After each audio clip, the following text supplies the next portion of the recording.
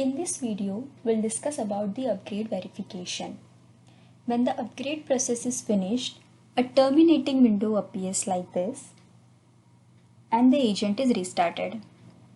We know the upgrade is completed when the agent icon appears in the status bar. During initialization process, the icon is gray and it will turn blue when it is up and running. Now, when we log into the console, check the dashboard, that is homepage of the console. If we see a warning that SQL errors occurred during the upgrade, please contact support for the further analysis.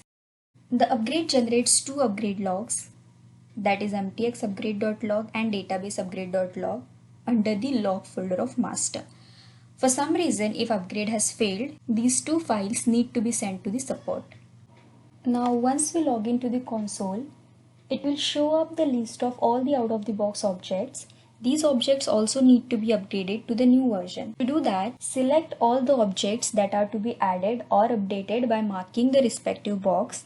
I am going to select all the objects and click OK to confirm. Now the selected predefined objects are added and those that are already existing are updated. Now we need to upgrade the clients and relay agents to this new version.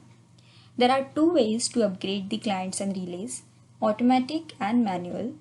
If we chose the automatic upgrade option during the upgrade, then the agents are automatically upgraded. But if we deactivated it, we must upgrade the clients manually. To verify if we have defined automatic upgrade, then go to Global Settings, System Variables, Connection Management, and check if the automatic agent version upgrade is set to yes.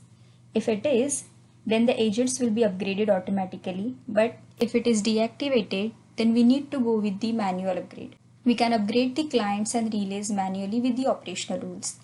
To do that, go to Operational Rules. There are these two folders called Client Management One-Off and Client Management Upgrade. Since we have upgraded to the new version, we need to use the Client Management Upgrade rules.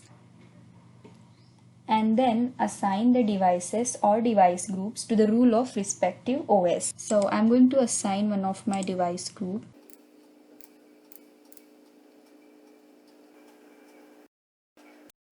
Once the status is executed, the agent on this machine should be upgraded. To verify if the agent is upgraded on this machine, right click on it, select Go To.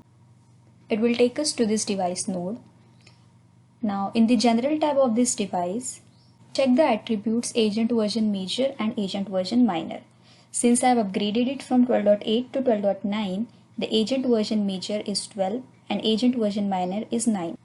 This confirms that the agent on this machine is upgraded to the new version. To verify how many devices are still on the old version, we can create a query. Some upgrades also need to update the patch KB and update manager. So make sure to update patch KB and update manager. Also, we need to verify if each node in the console is working fine. For example, expand all the inventory nodes and check the proper data is present. Try to generate the out-of-the-box or custom reports. Also try creating some new objects, for example, operational rule packages, application list, and assign some devices to them to see if they are working fine. After the upgrade, we need to make sure OSD Manager is up and running. Depending upon the version, ADK 10 should be installed on it. Sometimes projects might have to be rebuilt and synchronized to the image repositories after their agents have been upgraded, so we need to make sure we are doing that. This was all about the after upgrade verification. Thank you.